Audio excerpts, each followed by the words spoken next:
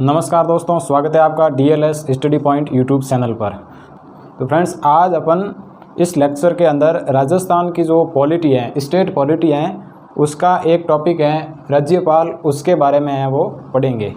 तो हम धीरे धीरे राजस्थान की जो पूरी पॉलिटी है उसको कवर करेंगे, जिसके अंदर हम सबसे पहले राज्यपाल हैं, फिर मुख्यमंत्री, मंत्रिपरिषद, विधानसभा है और हाईकोर्ट है, और उसके बाद जो महत्वपूर्ण आयोग हैं इन सब के बारे में पढ़ेंगे। पंचायती राज हैं, इन सब टॉपिक को अपन लगातार हैं वो कवर करेंगे।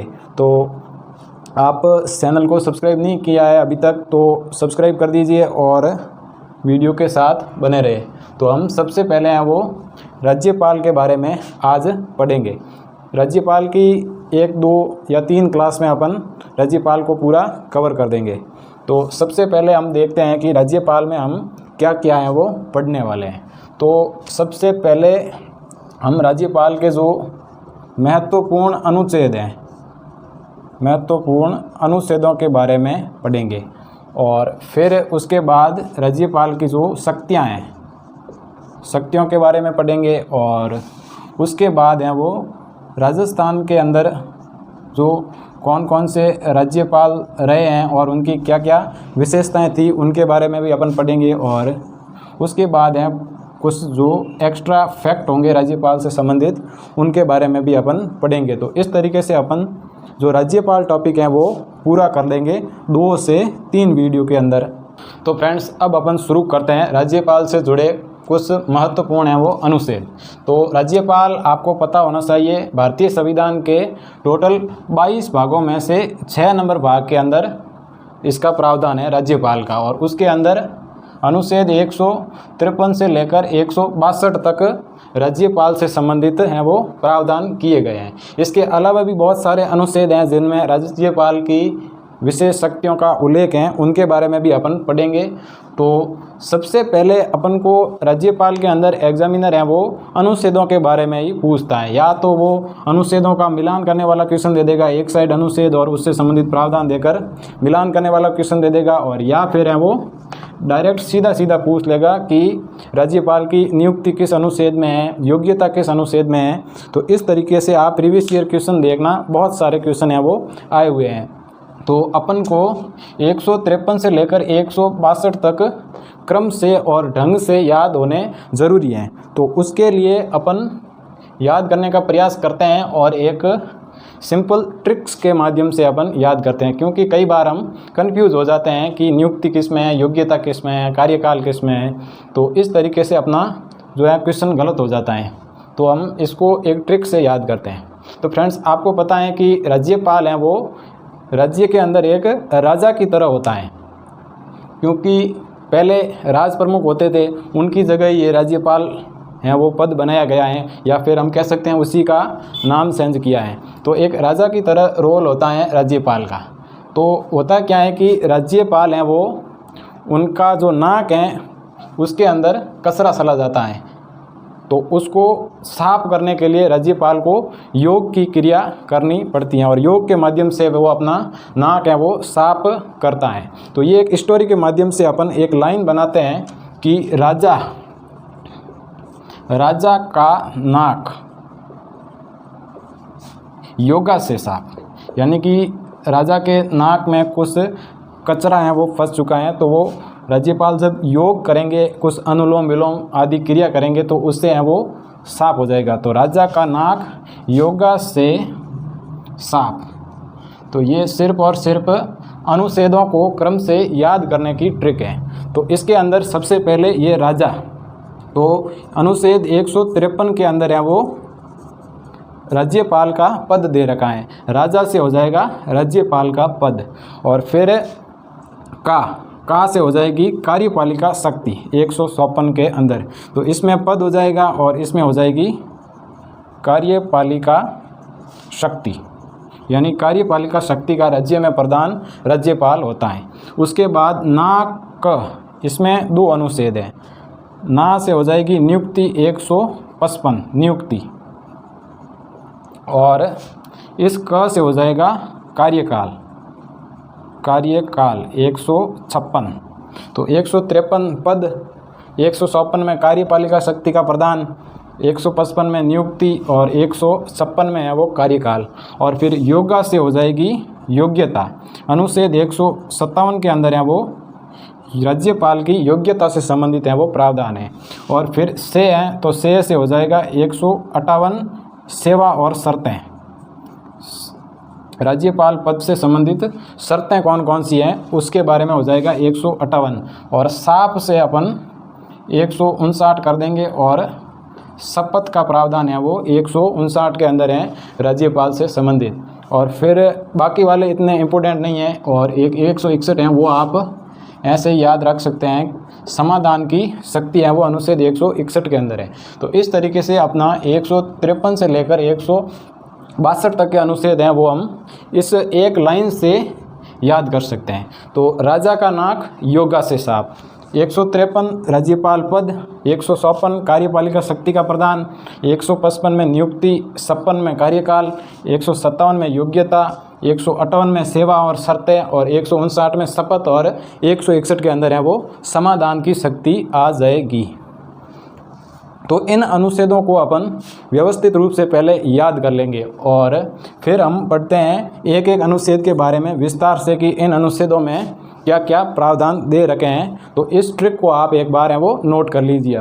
तो अब अपन शुरू करते हैं अनुच्छेद 153, इसके अंदर क्या प्रावधान है। तो अनुच्छेद 153 के अंदर राज्यपाल के पद के बारे में बताया गया है कि प्रत्येक राज्य के अंदर एक राज्यपाल होगा। और इसमें पहले तो यही प्रावधान था कि प्रत्येक राज्य में एक राज्यपाल होगा। फिर संविधान के अंदर 7वां संशोधन किया गया, 7वां संविधान संशोधन किया गया 1956 के अंदर। और उसमें ये प्रावधान किया कि भाई दो या दो से अधिक राज्यों के लिए भी एक राज्यपाल काम कर सकता है। तो ये प्रावधान 2 या 2 से अधिक राज्यों के लिए एक ही राज्यपाल है वो कार्य कर सकता है। और ये प्रावधान किया गया है 7वें संविधान संशोधन 1956 के तहत। तो ये बात आपको याद रखनी है। और इस संविधान संशोधन के अंदर एक और प्रावधान किया गया। इस संविधान संशोधन की धारा है 29 और उसके तहत एक प्रावधान किया गया कि पहले राज प्रमुख शब्द से संबोधित किया जाता था। तो राज प्रमुख शब्द है वो हटाया गया। तो वो भी 7वें संविधान संशोधन के तहत ही हटाया गया था। और इसकी धारा नंबर 29 के अंदर ये प्रावधान है कि राज प्रमुख पद को हटाया गया है। तो 7वां संविधान संशोधन 1956 2 या 2 से अधिक राज्यों में एक ही राज्यपाल काम कर सकता है। और ये प्रावधान की धारा 29 के अंदर राज प्रमुख शब्द को हटाया गया। ये इतनी बातें आपको याद रखनी है। और एक बात और कि जब 2 या 2 से अधिक राज्यों के लिए एक ही राज्यपाल काम करेगा तो उसको वेतन कौन देगा। तो वैसे वेतन है वो राज्यपाल को राज्य की संचित निधि होती हैं उससे मिलता है। राज्य की संचित निधि से वेतन मिलता है और इस वेतन को तय करने का काम करती है संसद। संचित निधि का अनुच्छेद यदि आपसे पूछे तो 267(1) के अंदर है वो राज्य की संचित निधि के बारे में प्रावधान है। और इसी संचित निधि से है वो राज्यपाल को वेतन दिया जाता है। और जब 2 या 2 से अधिक राज्यों में एक राज्यपाल काम करेगा तो ये दोनों जो राज्य होंगे वो मिलकर राज्यपाल को वेतन देंगे। और इसका जो अनुपात है वो राष्ट्रपति हैं वो तय करेगा कि कौन सा राज्य कितना वेतन है वो राज्यपाल को देगा। और वैसे यदि आपसे पूछ ले कि राज्यपाल को वेतन मिलता कितना है तो राज्यपाल को वर्तमान में है वो वेतन मिलता है 3.5 लाख रुपए प्रति माह। 3.5 लाख रुपए प्रति माह है वो राज्यपाल को वेतन दिया जाता है। तो ये अनुच्छेद 153 आपका कंप्लीट हो जाता है कि प्रत्येक राज्य में एक राज्यपाल होगा और 2 या 2 से अधिक राज्यों के लिए भी एक राज्यपाल काम कर सकता है। 7वां संविधान संशोधन 1956। तो ये इतनी बातें आपको याद रखनी है। तो अब देखते हैं अनुच्छेद 154। तो अनुच्छेद 154 में है कि राज्यपाल हैं वो कार्यपालिका शक्ति का प्रधान होगा। राज्य की जो कार्यपालिका है उस शक्ति का प्रधान होगा राज्यपाल। कार्यपालिका शक्ति का प्रधान राज्यपाल होगा। ये प्रावधान है अनुच्छेद 154 के अंदर। और ये जो कार्यपालिका शक्ति है इसका प्रयोग यानी कि कार्यपालिका शक्ति का प्रयोग है वो राज्यपाल या तो स्वयं के विवेक से कर सकता है, मतलब कुछ शक्तियाँ हैं जो अपने स्वयं के विवेक से प्रयोग करता है, और कुछ हैं वो मुख्यमंत्री और उसकी जो मंत्री परिषद है, मुख्यमंत्री और मंत्री परिषद की सलाह से कार्यपालिका शक्ति का है वो प्रयोग करता है राज्यपाल। और ये प्रावधान है अपने 154 के अंदर, कार्यपालिका का शक्ति का प्रधान राज्यपाल होता है। और फिर अनुच्छेद 155 आ जाता है। तो अनुच्छेद 155 में राज्यपाल की नियुक्ति से संबंधित प्रावधान है, यानी अपनी वो ट्रिक है राजा का नाक, तो ना से हो जाएगी नियुक्ति 155 के अंदर। तो नियुक्ति करेगा कौन, तो राज्यपाल की नियुक्ति है वो राष्ट्रपति द्वारा की जाती है। राष्ट्रपति राज्यपाल की नियुक्ति करता है, और राष्ट्रपति राज्यपाल की नियुक्ति करने के लिए जो मंत्री परिषद होती हैं, केंद्रीय मंत्री परिषद इसकी है वो सलाह लेता है। यानी केंद्रीय मंत्री परिषद जिस व्यक्ति को राज्यपाल पद के लिए अनुशंसा करता है उसी को है वो राज्यपाल नियुक्त करता है राष्ट्रपति। यानी राष्ट्रपति स्वविवेक से नियुक्ति नहीं करता है, जिसमें केंद्रीय मंत्री परिषद का हाथ होता है। तो 155 के अंदर है वो नियुक्ति से संबंधित प्रावधान है। और इसमें संविधान के अंदर तो इतना ही लिखा हुआ है कि राज्यपाल की नियुक्ति राष्ट्रपति द्वारा की जाती है, लेकिन इसमें कुछ परंपराएं हैं वो समय के साथ बन जाती हैं, उनको भी अपन को ध्यान रखना है। तो इसमें एक परंपरा ये है कि व्यक्ति जिस राज्य का निवासी है उस राज्य में वो राज्यपाल नहीं बन सकता है, यानी उसको किसी दूसरे राज्य में राज्यपाल बनाया जाएगा। ये संविधान में उल्लेख नहीं है इस चीज़ का, लेकिन ये परंपरा बन चुकी है। आमतौर पर ऐसा ही होता है। जैसे अपन एग्जाम्पल देखें तो अभी जो हमारे गुलाब चंद कटारिया जी हैं वो उदयपुर से हैं, लेकिन उनको अभी असम का राज्यपाल बनाया गया है। तो इस तरीके से अपन समझ सकते हैं ये एक परंपरा बनाई है कि जो व्यक्ति जिस राज्य का निवासी है उसका राज्यपाल है वो नहीं बन सकता है। और एक और परंपरा है कि भाई राष्ट्रपति जी राज्यपाल की नियुक्ति करते हैं तो उस समय जिस राज्य में राज्यपाल बनाते हैं उस राज्य के सीएम से भी वो परामर्श करते हैं, मुख्यमंत्री जी से परामर्श करके इस राज्यपाल की नियुक्ति की जाती है। तो ये दो परंपराएं हैं जिनका संविधान में कहीं भी उल्लेख नहीं है, लेकिन आपको ध्यान रखना है। तो इस तरीके से ये दो अनुच्छेद हैं वो आप याद रखेंगे। 154 कार्यपालिका शक्ति का प्रदान, 155 नियुक्ति, और नियुक्ति करते हैं राष्ट्रपति जी। अब अपन बात करते हैं अनुच्छेद 156 की। तो 156 के अंदर राज्यपाल का कार्यकाल का उल्लेख है। 156 के अंदर कार्यकाल कितना होगा, राज्यपाल कितने समय तक नियुक्त होगा। तो कार्यकाल पूरा डिपेंड करता है राष्ट्रपति पर, मतलब राष्ट्रपति जितने समय तक चाहेगा उतने समय तक किसी व्यक्ति को राज्यपाल के पद पर रख सकता है। मतलब राष्ट्रपति के प्रसाद पर्यंत राज्यपाल कार्य करता है। और सामान्यतः देखा जाता है कि 5 वर्ष तक कार्यकाल माना जाता है राज्यपाल का। और राज्यपाल को हटाने से संबंधित प्रावधान, तो संविधान के अंदर हटाने से संबंधित कोई प्रावधान नहीं है। ये भी आपको ध्यान रखना है कि राज्यपाल को हटाने जैसा प्रावधान संविधान में नहीं रखा गया है। और फिर यदि राज्यपाल का आकस्मिक निधन हो जाता है तो फिर जो वो रिक्तता होती है पद की, उसमें कौन कार्य करेगा। तो जिस राज्य के राज्यपाल की डेथ हो जाती है, जिससे आकस्मिक रूप से पद खाली हो जाता है, तो उसमें उस राज्य का जो उच्च न्यायालय होता है उसके मुख्य न्यायाधीश हैं वो राज्यपाल के कर्तव्यों का निर्वहन करते हैं। और ये बात आप याद रखनी है कि आकस्मिक निधन हो जाने पर हाईकोर्ट का मुख्य न्यायाधीश हैं वो काम करेगा। और स्थानांतरण यानी राज्यपाल का ट्रांसफ़र के बारे में भी संविधान मौन है। संविधान में कहीं भी राज्यपाल के ट्रांसफ़र के बारे में बात नहीं की गई है, तो इसका भी आपको ध्यान रखना है। अनुच्छेद 156 कार्यकाल के बारे में बात करता है, जो राष्ट्रपति के प्रसाद पर्यंत कार्य करता है। सामान्यतः 5 वर्ष की अवधि तक राज्यपाल काम करता है। हटाने संबंधी कोई प्रावधान है वो संविधान में नहीं है, और ना ही राज्यपाल के ट्रांसफ़र से संबंधित कोई प्रावधान है। और जब आकस्मिक रूप से पद रिक्त हो जाता है तो उस समय हाईकोर्ट का मुख्य न्यायाधीश है वो काम करता है। ये सारी बातें आपको ध्यान रखनी है। अपन देखते हैं अगले अनुच्छेद के बारे में। तो अनुच्छेद 157 के अंदर राज्यपाल की योग्यता से संबंधित प्रावधान है, यानी राज्यपाल के पास क्या क्वालिफिकेशन होनी चाहिए राज्यपाल पद पर नियुक्त होने के लिए। तो संविधान के अंदर ये जो 2 योग्यताएं हैं, एक तो वो भारत का नागरिक होना चाहिए और एक 35 वर्ष की आयु है वो पूर्ण की हुई होनी चाहिए, मतलब न्यूनतम आयु 35 वर्ष होनी चाहिए। इन दोनों योग्यताओं के बारे में संविधान के अंदर उल्लेख है और संविधान के अंदर 157 नंबर अनुच्छेद में ये उल्लेख हैं।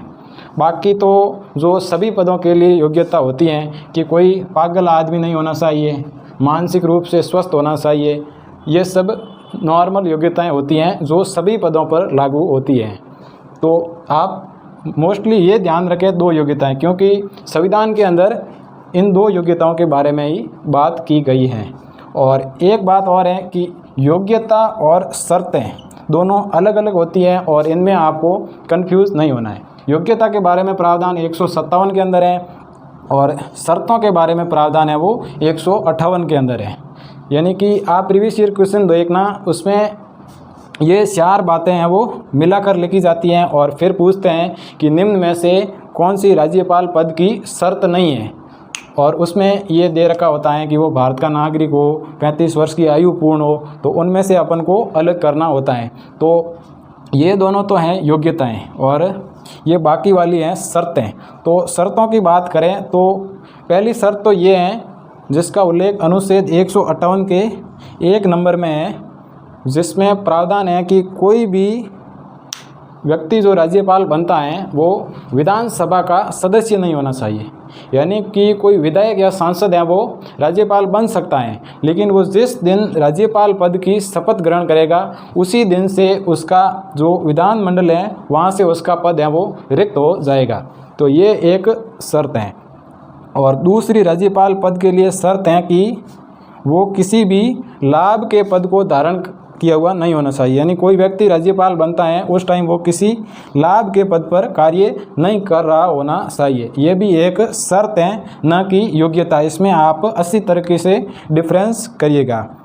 और तीसरी शर्त है कि राज्यपाल को निःशुल्क आवास की सुविधा दी जाएगी। और चौथी शर्त है अनुच्छेद 158 के 4 नंबर भाग में लिखा हुआ है कि राज्यपाल की जो कार्य अवधि होती है उसके बीच में राज्यपाल के वेतन और भत्तों के अंदर किसी भी प्रकार की कोई भी कमी है वो नहीं कर सकते।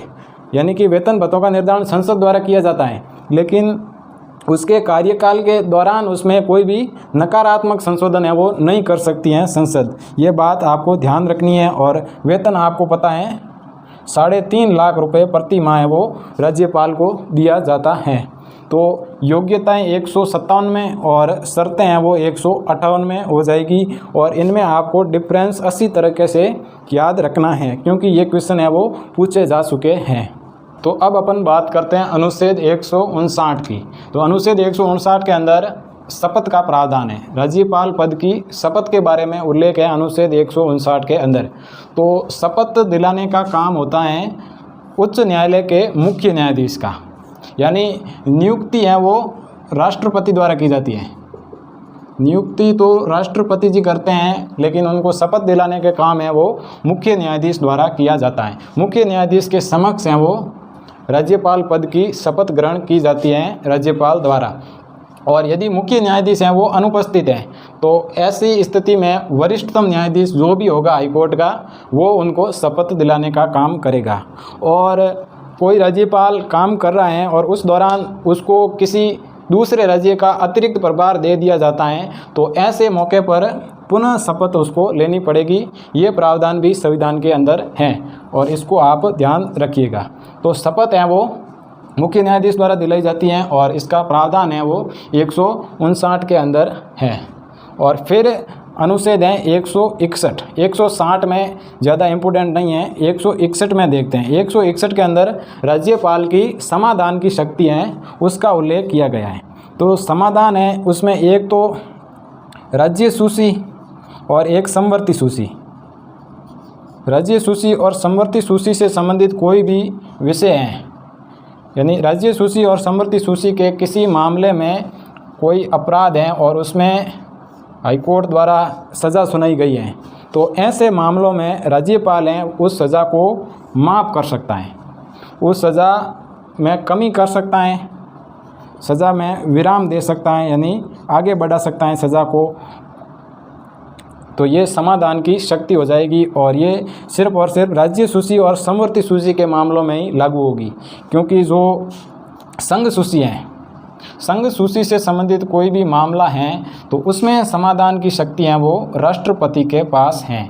और एक इसमें विशेष बात ये है कि राज्यपाल की समाधान की शक्ति हैं वो मृत्युदंड की सज़ा में लागू नहीं होगी, यानी किसी अपराधी को कोर्ट ने मृत्युदंड की सज़ा दी है तो उसको राज्यपाल हैं वो माफ़ नहीं कर सकता, लेकिन ये मृत्युदंड की सज़ा माफ़ करने की शक्ति है वो राष्ट्रपति के पास है, यानी राष्ट्रपति हैं वो मृत्युदंड की सज़ा को भी माफ़ कर सकता है, लेकिन राज्यपाल ऐसा नहीं कर सकता है। ये आपको विशेष रूप से ध्यान रखना है। और एक बात और है कि यदि कोई सेना न्यायालय है, सेना न्यायालय ने कोई सज़ा सुनाई है तो उस स्थिति में राज्यपाल है वो इस शक्ति का प्रयोग नहीं कर सकता है। सेना न्यायालय के मामले में भी नहीं प्रयोग कर सकता है और मृत्युदंड के मामले में भी वो ऐसा नहीं कर सकता है। तो अनुच्छेद 161 याद रखना है जिसमें अपने समाधान की शक्ति है, और 159 के अंदर है वो शपथ दिलाने का प्रावधान है। तो ये अनुच्छेद भी आप इस शॉर्ट तरीके से नोट कर सकते हैं। तो अब अपन देखते हैं राज्यपाल से जुड़े अन्य महत्वपूर्ण अनुच्छेद, क्योंकि राज्यपाल के मुख्य अनुच्छेद तो 153 से 162 तक हैं, वो अपन ने डिस्कस कर लिए हैं। तो अब अपन जो अन्य महत्वपूर्ण अनुच्छेद हैं जिनमें राज्यपाल का रोल है उनके बारे में पढ़ते हैं। तो सबसे पहले देखते हैं अनुच्छेद 163। अनुच्छेद 163 के अंदर है मंत्रिपरिषद, मंत्रिपरिषद का गठन। तो मंत्रिपरिषद राज्यपाल के काम में सलाह देने का काम होता है मंत्रिपरिषद का, और राज्यपाल की सहायता करने के लिए मंत्रिपरिषद का गठन है वो किया जाता है, जिसमें मुख्यमंत्री और मंत्रिपरिषद हैं वो आते हैं, मुख्यमंत्री और मंत्रिपरिषद आते हैं। मुख्यमंत्री की नियुक्ति राज्यपाल द्वारा की जाती है और अन्य मंत्रियों की नियुक्ति भी राज्यपाल द्वारा की जाती है मुख्यमंत्री की सलाह के अनुसार, यानी मुख्यमंत्री जिसका नाम देता है उसको नियुक्त करता है राज्यपाल। तो ये प्रावधान है वो अनुच्छेद 163 के अंदर है मंत्रिपरिषद के बारे में। और फिर अपन देखते हैं अनुच्छेद 165। अनुच्छेद 165 है वो महाधिवक्ता के बारे में बात करता है। महाधिवक्ता की नियुक्ति है वो भी राज्यपाल द्वारा ही की जाती है और अनुच्छेद 165 के अंदर प्रावधान है। लेकिन एक महाधिवक्ता से जुड़ा महत्वपूर्ण अनुच्छेद है अनुच्छेद 177। अनुच्छेद 177, अनुच्छेद 177 के तहत महाधिवक्ता है वो विधानसभा की जो कार्रवाई होती है, विधानसभा की बैठकें होती है, उसके अंदर है वो भाग ले सकता है। विधानसभा बैठक में भाग ले सकता है कौन? महाधिवक्ता। और इसका प्रावधान है वो 177 के अंदर है। ये भी आपको विशेष रूप से ध्यान रखना है। और एक बात और कि महाधिवक्ता है वो विधानसभा की बैठक में भाग तो ले सकता है, लेकिन उसे मत देने का अधिकार है वो नहीं है। मतलब विधानसभा में जब वोटिंग होती है उस टाइम मत नहीं दे सकता है महाधिवक्ता, लेकिन भाग ले सकता है, और इसके बारे में प्रावधान है वो 177 के अंदर दिया हुआ है। तो अनुच्छेद 165 महाधिवक्ता, 163 मंत्रिपरिषद और अनुच्छेद 174। अनुच्छेद 174 विधानसभा की कार्रवाई से संबंधित है, यानी जो विधानसभा की बैठकें होती हैं, विधानसभा का सत्र होता है, उस सत्र को आहूत कर सकता है, सत्राहूत कर सकता है, सत्रावसान कर सकता है और विघटन कर सकता है। यानी जो विधानसभा की बैठकें होती हैं उन बैठकों को बुला सकता है, उनमें सत्रावसान कर सकता है और उनको विघटन भी कर सकता है। और ये शक्तियाँ वो अनुच्छेद 177 के तहत राज्यपाल के पास हैं। लेकिन एक इसमें विशेष बात ये है कि वो जो विधानसभा है उसको स्थगित नहीं कर सकता है। ये विशेष रूप से आपको ध्यान रखना है कि राज्यपाल जो विधानसभा होती है उसको स्थगित नहीं कर सकता है, सत्राहूत कर सकता है, सत्रावसान कर सकता है और विघटन कर सकता है, लेकिन स्थगित करने की शक्तियाँ वो राज्यपाल के पास नहीं है।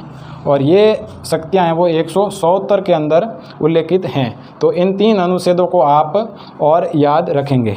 तो अब अपन बात करते हैं अनुच्छेद 176 के बारे में। अनुच्छेद 176 में विशेष अधिवेशन की बात की गई है। विधानमंडल का विशेष अधिवेशन होता है जिसके अंदर राज्यपाल का अभिभाषण होता है। अभिभाषण यानी कि जो विधानमंडल है, विधानमंडल के अंदर अपनी विधान परिषद भी आ जाती है, विधान परिषद और विधानसभा, विधान परिषद और विधानसभा इनको मिलकर बनता है विधानमंडल। हालांकि राजस्थान के अंदर केवल विधानसभा ही है, विधान परिषद का प्रावधान नहीं है, लेकिन विधानमंडल होता है, इसमें विशेष अधिवेशन बुलाया जाता है और उस अधिवेशन के अंदर है वो राज्यपाल का अभिभाषण होता है। यानी कि राज्यपाल के अभिभाषण की शक्ति है वो 176 के अंदर है, ये आपको याद रखना है। और फिर महत्वपूर्ण अनुच्छेद आता है अनुच्छेद 200 और 201। इन दोनों अनुच्छेदों के बारे में काफ़ी बार है वो क्वेश्चन पूछा गया है। तो अनुच्छेद 200 में है कि कोई विधेयक है, किसी विधेयक को राज्यपाल द्वारा राष्ट्रपति की स्वीकृति के लिए अपने पास रख दिया जाता है। राष्ट्रपति की स्वीकृति के लिए किसी विधेयक को अपने पास है वो रख लिया जाता है और ये अधिकार है वो अनुच्छेद 200 के तहत है। और 201 के अंदर है कि जो विधेयक हैं वो राष्ट्रपति के लिए आरक्षित किया गया है, उस विधेयक को यानी कि आरक्षित विधेयक को विधानसभा को वापस लौटा सकता है पुनर्विचार के लिए वापस लौटा सकता है। यानी कि 200 अनुच्छेद 200 के अंदर है वो किसी भी विधेयक को राष्ट्रपति की स्वीकृति के लिए अपने पास रख सकता है। और अनुच्छेद 201 के अंदर प्रावधान है कि जो विधेयक राष्ट्रपति के लिए आरक्षित किया गया है उसको वह विधानसभा को वापस लौटा सकता है राज्यपाल। यानी पुनर्विचार के लिए वापस लौटाने की शक्ति 201 में और राष्ट्रपति के पास स्वीकृति के लिए अपने पास रखने की जो शक्ति है वो अनुच्छेद 200 के अंदर है। तो ये अनुच्छेद भी आपको याद रखने हैं। तो अब अपन बात करते हैं, ये 3 अनुच्छेद और हैं, अनुच्छेद 213, 333 और 356, जिनमें राज्यपाल की विशेष शक्तियाँ हैं उनके बारे में देखते हैं। यानी कि अनुच्छेद 213 है, इसके अंदर अध्यादेश जारी करने की शक्ति है राज्यपाल के पास। तो अध्यादेश क्या होता है? जब विधानसभा या विधान परिषद की सत्र नहीं चल रहा होता है, यानी कि कोई भी बैठक नहीं हो रही होती है और राज्य में कोई आवश्यक विधेयक है वो लाना पड़ रहा है, तो ऐसी स्थिति में राज्यपाल द्वारा ये अध्यादेश है वो जारी किया जाता है। यानी राज्यपाल अपने सिग्नेचर के द्वारा विधेयक है वो पास कर देता है, जिसको अध्यादेश कहते हैं, और अस्थायी रूप से वो कानून बना दिया जाता है। तो अध्यादेश जारी करने की शक्ति 213 के अंदर है। लेकिन ऐसे अध्यादेश हैं वो जब विधानसभा का सत्र होता है, सत्र शुरू हो जाता है, तो उस समय जो 6 सप्ताह के अंदर इस अध्यादेश वाले विधेयक को जो विधानसभा की कार्रवाई होती है उसके अंदर या तो पास करवाना पड़ता है और या फिर इसको अस्वीकृत कर दिया जाता है। यानी कि विधानसभा के पास 6 सप्ताह के अंदर इसको अनुमोदन करवाना पड़ता है, जिसमें वो या तो पास कर देगी विधानसभा या फिर उसको अस्वीकृत कर देगी। तो अस्वीकृत करने पर ये विधेयक है वो अपने आप समाप्त हो जाएगा। तो इस तरीके से अध्यादेश जारी करने की शक्ति है वो अनुच्छेद 213 के अंदर दे रखी है। और फिर अनुच्छेद 333 की बात करते हैं। अनुच्छेद 333 के अंदर प्रावधान था, यानी कि अब इस अनुच्छेद को ख़त्म कर दिया गया है, इस प्रावधान को ख़त्म कर दिया गया है। इसमें प्रावधान था कि विधानसभाएं उसके अंदर आंग्ल भारतीय सदस्य की नियुक्ति की जाती थी, राज्यपाल द्वारा 1 सदस्य की है वो नियुक्ति की जाती थी। यानी आंग्ल भारतीय समुदाय है उसको पर्याप्त प्रतिनिधित्व देने के लिए 1 सदस्य की नियुक्ति की जाती थी विधानसभा के अंदर अनुच्छेद 333 के अंदर, और इसको अब है वो समाप्त कर दिया गया है। यानी कि ये अनुच्छेद अब प्रभावी नहीं है, आंग्ल भारतीयों की नियुक्ति है वो नहीं की जाती है। और फिर नेक्स्ट अनुच्छेद है 356। 356 के अंदर प्रावधान है राष्ट्रपति शासन का। यानी कि राज्य में ऐसी स्थिति है जिससे शासन को नहीं चलाया जा सकता है संविधान के अनुसार, तो ऐसी स्थिति में राज्यपाल की सिफारिश पर राज्य के अंदर है वो राष्ट्रपति शासन है वो लागू किया जाता है। और जब राष्ट्रपति शासन लागू होता है तो उस समय राज्य के अंदर राष्ट्रपति के प्रतिनिधि के रूप में वो राज्यपाल काम करता है। यानी राष्ट्रपति का शासन होता है और उस शासन को चलाता कौन है, तो वो राज्यपाल चलाता है राज्य के अंदर। और ये क्वेश्चन भी पूछा गया है कि राष्ट्रपति शासन में राज्य का प्रशासन कौन देखता है, तो उसमें राज्यपाल देखता है राष्ट्रपति के प्रतिनिधि के रूप में। तो ये अनुच्छेद राज्यपाल से संबंधित अपने सारे अनुच्छेद हैं वो हो चुके हैं। यानी कि अब आपके अनुच्छेदों से संबंधित राज्यपाल टॉपिक से कोई क्वेश्चन आता है तो वो इन अनुच्छेदों से बाहर मुझे नहीं लगता कि जाएगा। तो इन अनुच्छेदों को आप ध्यान से याद कर लीजिएगा और अच्छे से इसका रट्टा लगा देना है, और कोई इलाज नहीं है। रट्टा मार लेना है इन सभी अनुच्छेदों का, क्योंकि ये बहुत इंपॉर्टेंट है। सभी अनुच्छेद हैं वो आप प्रीवियस ईयर क्वेश्चन देखना, उनमें पूछे जा चुके हैं और आगे भी हैं वो पूछे जाएंगे। तो इनको बहुत ही इम्पोर्टेंस देनी है और अच्छे से याद करना है। तो इस तरीके से अपना राज्यपाल चैप्टर का एक भाग है वो कंप्लीट हो चुका है। यानी कि हमने पहले डिवाइड किया था कि हम सबसे पहले महत्वपूर्ण अनुच्छेद पढ़ेंगे, फिर शक्तियाँ पढ़ेंगे, फिर राज्यपाल राजस्थान में कौन कौन से बने उनके बारे में विशेषताएं पढ़ेंगे, और फिर है वो राज्यपाल से संबंधित फैक्ट पढ़ेंगे। तो उसमें अपने महत्वपूर्ण अनुच्छेद हैं वो कंप्लीट हो चुके हैं। तो इनको आप अच्छे से याद कर लीजिएगा। अगले वीडियो के अंदर हम राज्यपाल की शक्तियों के बारे में डिस्कस करेंगे। तो आपसे एक बार फिर रिक्वेस्ट है कि आप यदि चैनल पर पहली बार आए हैं तो चैनल को सब्सक्राइब कीजिए, वीडियो को लाइक और शेयर कीजिए और अच्छे से क्लासें देखते रहिएगा, क्योंकि स्टेट पॉलिटी है उसका बहुत सारे एग्ज़ाम में काफ़ी रोल है। यानी कि 3 से लेकर 5 क्वेश्चन लगभग हर एग्ज़ाम में देखने को मिलते हैं। राजस्थान जीके से संबंधित कोई भी एग्ज़ाम होता है तो उसमें ये क्वेश्चन मिलते हैं। और अभी जो RS प्री हैं जिसका एग्ज़ाम है अभी 1 अक्टूबर को, तो उसके अंदर भी यहाँ से काफ़ी क्वेश्चन है वो डायरेक्ट आएंगे। आप देख लेना RS प्री एग्ज़ाम के बाद 100% इनमें से आपको क्वेश्चन है वो सीधे के सीधे मिलेंगे। तो इसलिए ये क्लास बहुत इंपॉर्टेंस हो जाती है और इन अनुच्छेदों को बहुत अच्छे से याद करना है। और जो मैंने वो पहले ट्रिक बताई थी कि राजा का नाक योगा से साफ, तो उससे अपने राज्यपाल के ये अनुच्छेद हैं वो क्रम से याद हो जाते हैं। और बाकी वाले ये इम्पोर्टेंट अनुच्छेद हैं, इनको भी आपको अच्छे से याद कर लेना है। तो फ्रेंड्स, मिलते हैं नेक्स्ट वीडियो के अंदर राज्यपाल की शक्तियों के साथ। तब तक के लिए धन्यवाद।